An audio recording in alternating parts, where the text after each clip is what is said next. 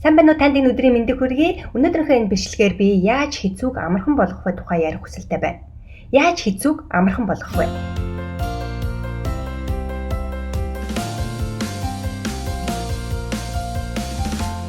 Олон хүн амжилтанд хүрэх юмсан гэж бодсон ч амжилтынхаа төлөө ажилддаггүй.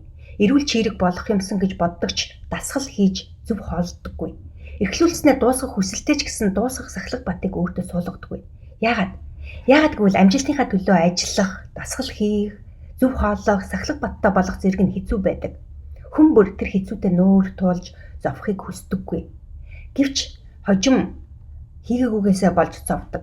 Харин амжилттай хүмүүс хэцүүч гэсэн хийж хэцүүгээ давж амжилтанд хүрдэг. Амьдралд хоёр янзын хэцүү байдаг. Эхний хэцүү нь өөртөө сахилга бат суулгаж хийх юмаа хийхний хэцүү. Нөгөөхний хэцүү нь хийгээгүйдээ хожим харамсах нь хэцүү байдаг. Жишээн дээр тайлбарлахад олон хүн эрүүл чирэг байх шийдвэр гаргадаг боловч дасгал хийж ногоо идэж зөв хооллох дээрээ тулахад түүнийгээ хийдэггүй. Яагаад гэвэл хийснээс хийхгүй байх нь илүү амархан штэ. Тэгээд өдөрт 30 минут зарцуулж дасгал хийхдээ 30 минут зарцуулж чадаагүйгаасаа болоод бүтэн өдөржингөө хийсэнгүй гэж өөрсдөө зэмлэн, хийхгүй яаваа гэж дараа намаа байрна, хийсэн бол дээр байх байсан гэж харамсдаг. Үүнийгээ олон дахин давцаараа байгаад хожим хийгээгүйгээс үүдсэн зовлонгоо хожим үүрдэгтэй. Харин шийдвэрийнхээ дагуу дасгал хийж ногоогоо идэж чадсан хүн тэр өдөржингөө сэтгэл хангалуун байхаас гадна өөртөө сахилга батыг суулгаж гарсан үр дүнгээсээ урамшдаг. Үүнийгээ олон дахин давтан хийснээр амжилтанд хүрдэг.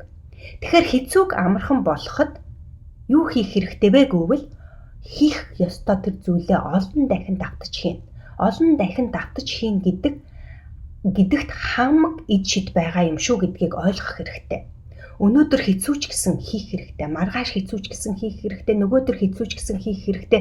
Тэгээд энэ хэцүүчийн хизээ амархан болох юм бэ гэж бодоод шантарсан ч гэсэн хийх хэрэгтэй. Нэг л мэдхэд хэцүү амархан болсныг та өөрөө мэдэх болно.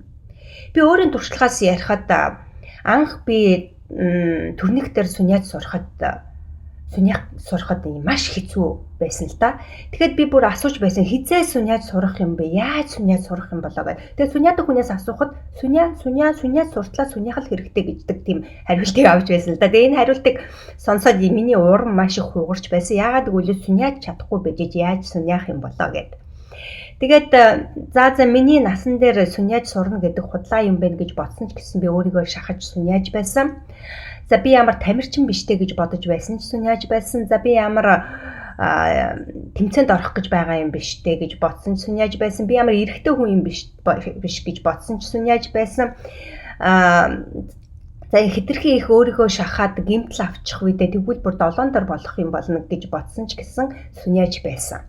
Тэгээд нэг л мэдхэд суняадаг болсон байсан. Эргэж хараад яаж суняаж сурсан юм болоо гэд өөрийгөө эргээ харсан чинь үнэхээр л олон дахин давтаж суняаж суртлаа олон дахин удаа давтаж суняаж сурсан байсан. Тэгэхээр үнэхээр олон дахин давтаж хийснээр хүн сурна, туршлагачин, сайжирна, мэргэжлийн болон зорилготой хүрнэ, амжилтанд хүрнэ, хүснээ биелүүлнэ, мундаг болно гэд урсгаад байвал дуусахгүй.